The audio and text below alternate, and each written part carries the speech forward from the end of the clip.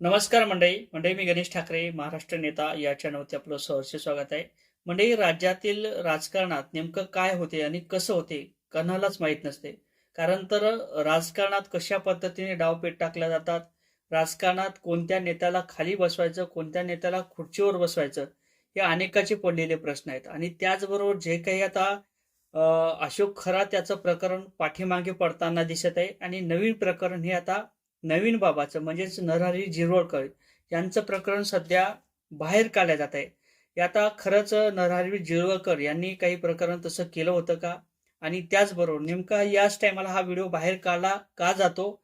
आणि नेमकं यामागे काही म्हणजे अशोक खरात यांचं जे काही प्रकरण असेल तो दाबण्याचा प्रयत्न केला जातो का? आणि जर दाबल्याचा प्रयत्न केला जात असेल तर त्यामागे काही राजकारणी लोकांचा हात आहे का? काही राजकारणी लोकांची काही नावं समोर येताना दिसत आहेत का? काही तसले व्हिडिओ या अशोक खरातच्या व्हिडिओच्या मागे तसे काही राजकारणी लोकांचे व्हिडिओ आहेत का? अनेक प्रश्न सध्या विचारले जात आहे. आणि नेमकं काय घडलं, नरहरी झिरवळकर यांचा व्हिडिओ का समोर आणला जातो, याचीच माहिती घेणारा हा व्हिडिओ. नक्की चॅनलवर नवीन असाल तर चॅनलला सबस्क्राईब करा. व्हिडिओ आवडला तर लाईक आणि शेअर करायला सुद्धा विसरू नका. म्हणजे ज्या अर्थी नरहरी झिरवळकर यांचा व्हिडिओ समोर आला त्या ठिकाणी तृतीयपंथीचा व्हिडिओ त्यांच्या बेडवरती आपल्याला पाहायला मिळाला. म्हणजे एका ठिकाणी नरहरी झिरवळकर त्या ठिकाणी झोपलेले आहेत, तर तृतीयपंथी त्या ठिकाणी आपले कपडे बदलताना दिसत आहे. आता त्याचबरोबर जे काही चिकन असेल, मटन असेल, दारू असेल याच्या सुद्धा काही ठिकाणी बॉटल आणि विशेषतः नरहरी झिरवळकर यांचा मेन ऑफिसमध्ये ते प्रकार किंवा ते व्हिडिओ आपल्याला समोर येताना दिसत आहे. आता जो काही व्हिडिओ व्हायरल केला तो त्या तृतीयपंथीच्या भावानेच व्हायरल केला असं सुद्धा म्हणणं आहे.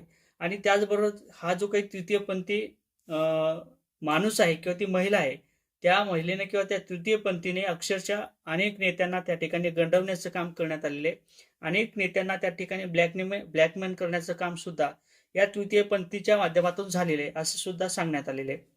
परंतु ज्या पद्धतीने नरहरी झिरवळकर यांच्यावरती एक सुरुवातीला सुद्धा आरोप झाला होता, त्यांच्या जे काही अन्न व सुरक्षा विभाग आहे त्या विभागात काही लाचपूत घेण्याचं काम ह्या त्यांच्या कार्यकर्त्यांच्या माध्यमातून त्या ठिकाणी वॉचमॅनच्या माध्यमातून पीएच्या माध्यमातून झालं होतं असा देखील एक आरोप करण्यात आला होता. आणि त्यानंतर नरहरी झिरवळकर यांनी सांगितलं होतं की माझा यामध्ये कोणत्याही प्रकारचा हस्तक्षेप नाही आणि जर माझ्या विरोधात काही निघलं तर मी राजीनामा सुद्धा देईल असं नरहरी झिरवळकर यांनी सांगितलं होतं.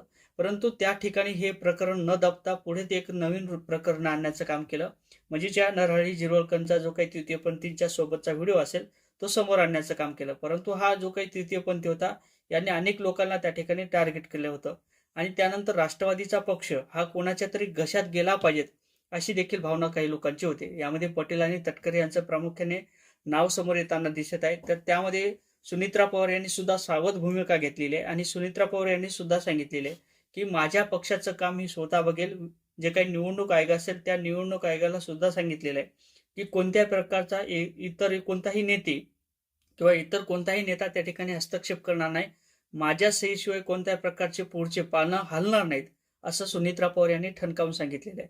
एकंदरीत काय तर अजितदादा पवार यांचं निधन झाल्यानंतर अनेक लोकांना, अनेक नेत्यांना वाटते की आपल्याकडे आमदारकी असली पाहिजेत, खासदारकी असले पाहिजेत आणि त्या कारणाने ते काही रिक्त पद असेल त्या रिक्त पदासाठी किंवा कोणाला तरी बदनाम केलं जाईल आणि त्या बदनाम झालेल्या व्यक्तीचं पद आपल्याला मिळेल अशा पद्धतीची भावना एकंदरीत होताना दिसत आहे.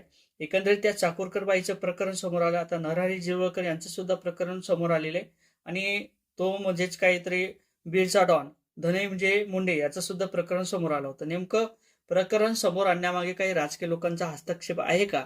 आणि त्यामागे जर तसं असेल तर यामध्ये पटेल आणि तटकरे यांचा हात असू शकतो का? असे काही प्रश्न सध्या चर्चेत आहेत. आणि काही विश्लेषण करणाऱ्या व्यक्तींचं सुद्धा तेच म्हणणं नेमकं राजकारणात काय होते आणि नरहरी झिरवळकर यांचं जे काही प्रकरण असेल ते किती दिवसापूर्वी होतं? 6 महिन्यापूर्वी होतं. आणि 6 महिन्याच्या प्रकरणातील जे काही प्रकरण असेल ते याच वेळेस का काढण्यात आलेलं आहे? कारण तर अशोक खरात यांचं प्रकरण कुठेतरी पाठीमागं पडलं पाहिजेत आणि त्यामागे जे राजकीय लोकांचे काही व्हिडिओ वगैरे असतील ते सुद्धा समोर येताना कामा नये. आणि यामध्ये जर अशोक खरात याचं प्रकरण जर अनेक गाजलं किंवा न्यूजच्या माध्यमातून ते दाखवण्याचा प्रयत्न जर केला तर त्यामध्ये नेमकं राजकारणी लोकांचा सुद्धा त्यामध्ये पुढे नाव येऊ शकतं किंवा राजकारणी लोकांना सुद्धा त्या ठिकाणी जेलमध्ये टाकण्याचं काम हे होऊ शकते. ही सगळी माहिती एकंदरीत मुख्यमंत्री फडणवीस यांना होती आणि 10 दिवसापूर्वी जे काही प्लॅन असेल ते रचला होता असं सुद्धा सांगण्यात आलेले आहे. मग जर असं असेल तर मग या अशोक खरातचं प्रकरण याच वेळेस का बाहेर काढण्यात आलं आणि जर तसं नसेल तर मग नरहरी झिरवळकर यांचं प्रकरण परत का उकलण्यात आलेलं आहे. अनेक प्रश्न सध्या विचारले जात आहेत.